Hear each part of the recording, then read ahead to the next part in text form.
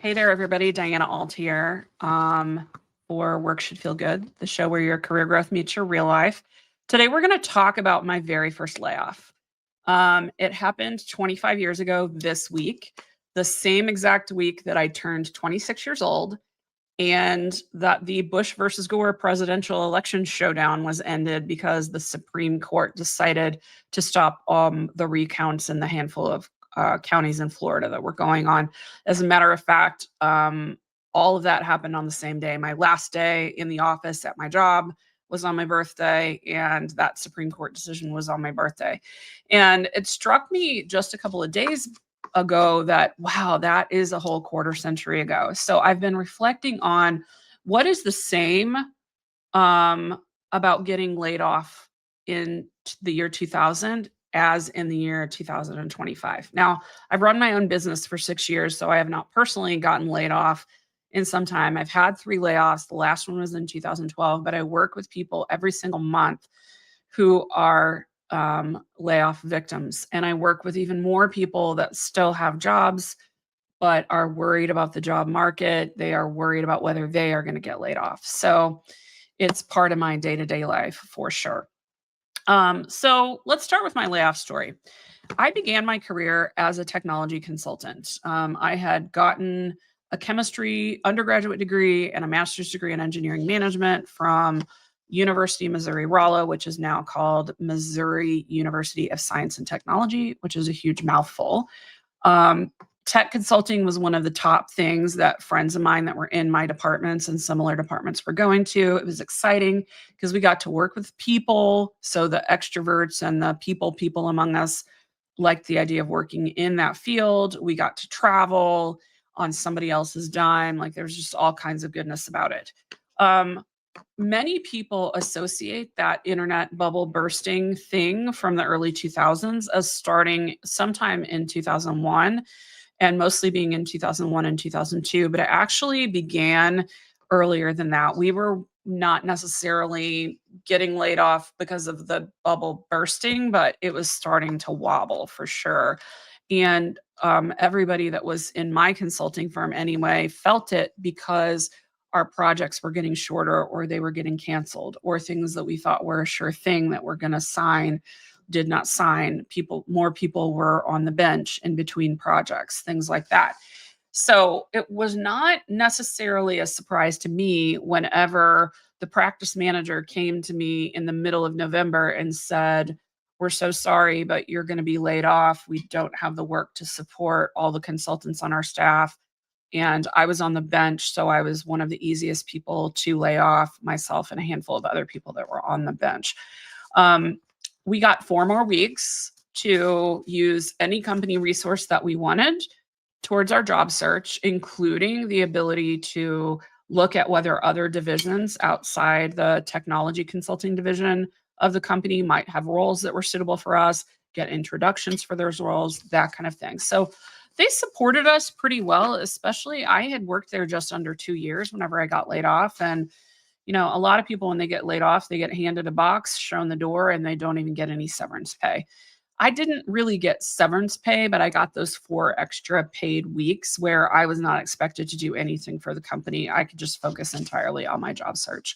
At the time I got laid off, it was jarring, but not because I didn't think a layoff could happen. It was more that it was weird that it happened to me.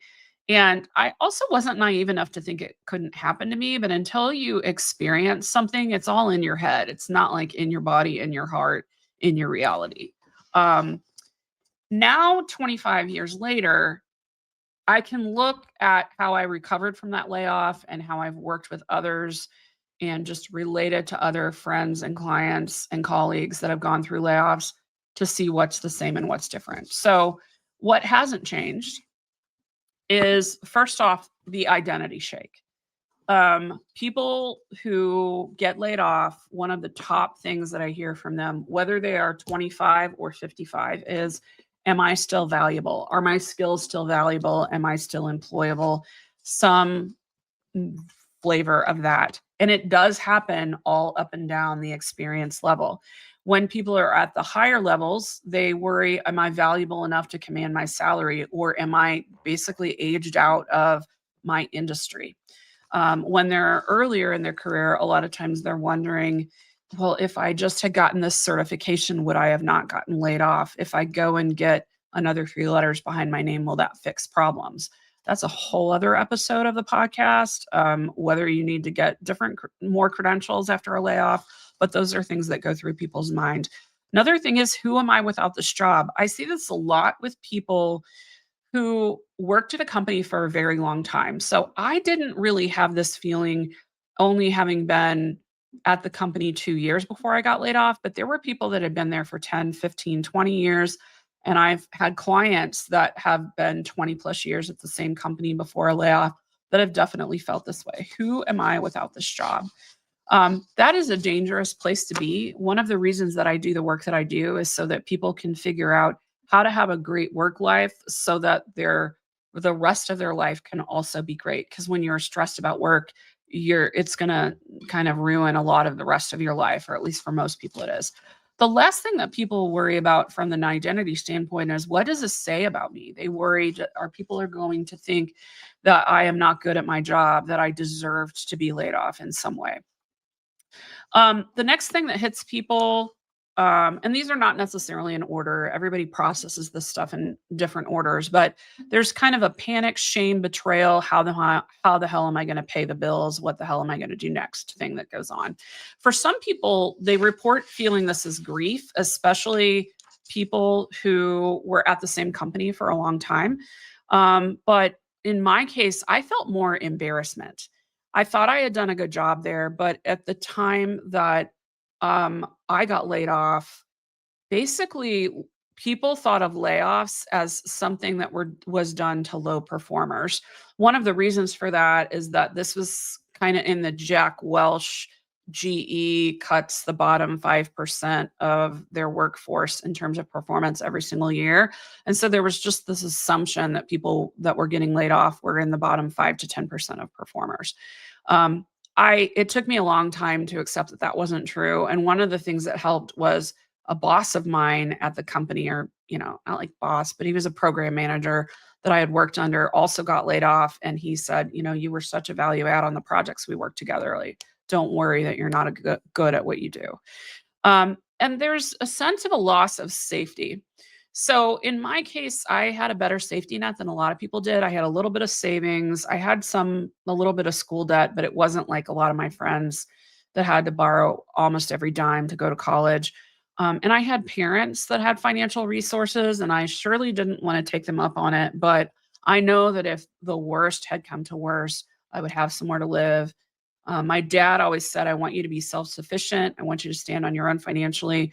But the one bill I never want you to let go unpaid is your health insurance, because this was before HIPAA, and you had to prove that you had continuous health insurance or you would be excluded for pre existing conditions. So I had more safety than some other people, but it still felt like a lack of safety. And then the last thing that has not changed is the things that help you land the fastest. So we have a lot of narrative around, oh, AI this and bulk apply that, and have ChatGPT write your resume, and ATS is screening you out. Like, all these things are noise that we hear whenever people are mired in job searches. But the things that help land the fastest are actually clarity about what your skills are, why you're in the market and where you're going, where you want to go, and why you're a good fit for that. Curiosity about the problems that the companies you might go to work for need to have solved so that you can explain clearly how you match that, and relationships that will help open doors for you or serve as an emotional support for you as you're going through the process. I landed fast. Actually, I had my job offer before the end of the year, and I started a new job in January because I leveraged relationships with people that I had both worked with and gone to college with. And my next job is actually at another consulting firm that one of my sorority sisters from college worked at. So that's three things that haven't changed. So what has changed?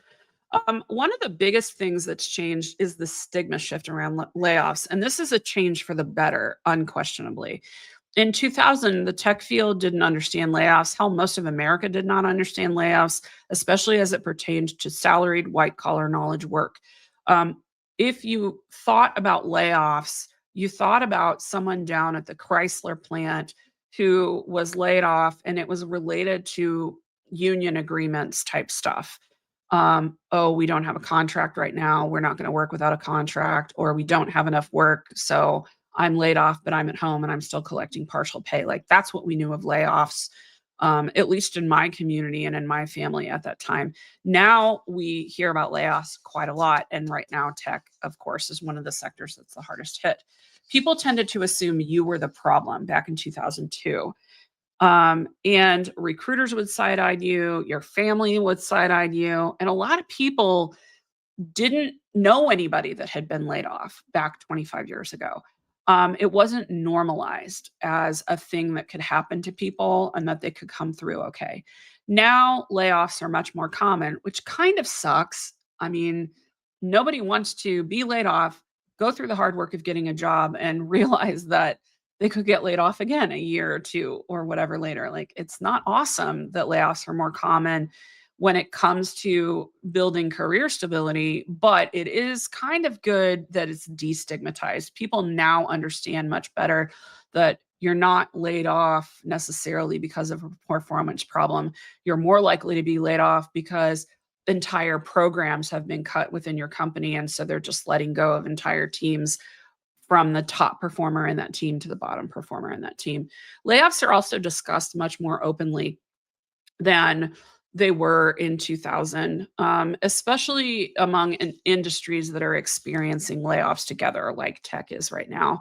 And there's more of a sense of people rallying around each other, whether it's online or in person, than there was back in the day. In 2000, a layoff was almost like a warning sign on an employee.